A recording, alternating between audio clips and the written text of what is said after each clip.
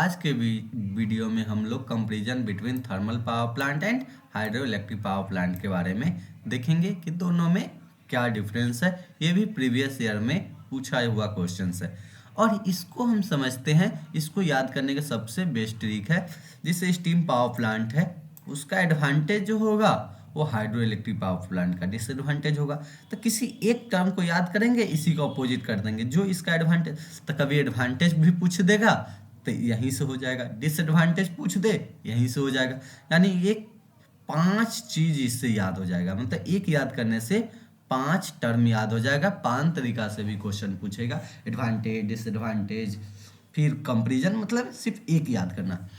तो steam power plant में क्या होता है, इनिशियल कॉस्ट लेस होता है, क्योंकि हाइड्रो इलेक्ट्रिक में डैम, रिजर्वायर सब बनाने में सबसे हाई कॉस्ट तो डैम बनाने, यानी इसका इनिशियल कॉस्ट हाई होता है।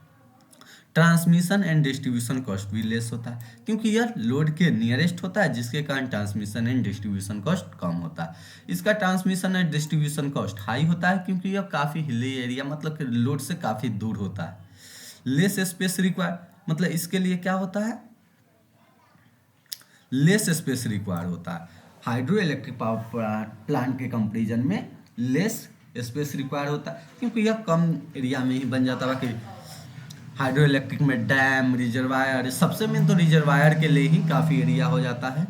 It can be located near to the load centre. यह कहाँ है, लोकेटेड होता है near to load centre. But ये कहाँ होता है, it located far to load centre, मतलब लोड सेंटर से दूर होता है। It can be constructed anywhere, मतलब यह कहीं भी कंस्ट्रक्ट कर सकते, सिर्फ पॉपुलेटेड एरिया को छोड़ के, मतलब जहाँ पे जनसंख्या अधिक है उससे अलग। It can not construct anywhere, इसके लिए क्या वाटर अवेलेबल है सब देख कर डैम बनेगा कि नहीं, फिर रिजर्वायर, यह कहीं भी कंस्ट्रक्ट नहीं होता।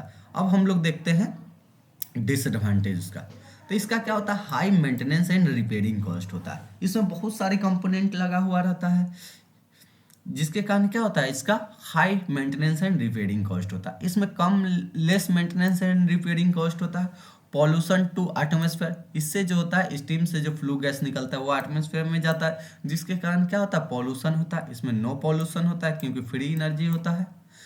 फ्यूल इज रिक्वायर्ड, इसमें फ्यूल रिक्वायर्ड होता है, इसमें फ्यूल रिक्वायर्ड नहीं होता, क्योंकि यह सीधे वाटर से जनरेट होता है। स्टैंड बाई लॉस होता है, जब इसमें रोकेंगे, बंद करेंगे तो स्टैंड बाई लॉस होगा, इसमें स्टैंड बाई लॉस नहीं होगा।